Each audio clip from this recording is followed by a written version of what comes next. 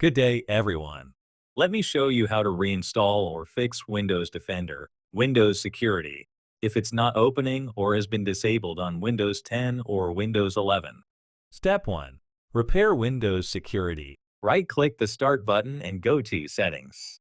From the left side, click Apps, then select Installed Apps.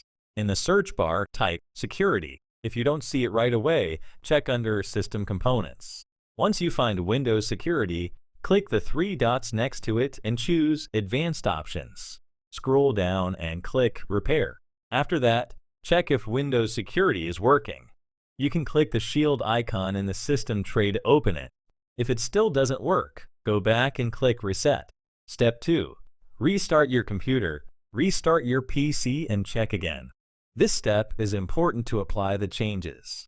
Step 3. Reinstall using PowerShell if needed. If the issue continues, click the search icon and type PowerShell. Right-click it and select Run as Administrator, then click Yes.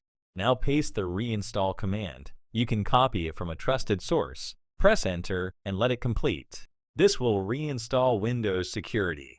Step 4. Use Microsoft Store. Alternative option. If Windows Security is still missing, open the Microsoft Store and search for Microsoft Defender. Click Get to install it and use it as your security app. After following these steps, Windows Security should be working again on your system.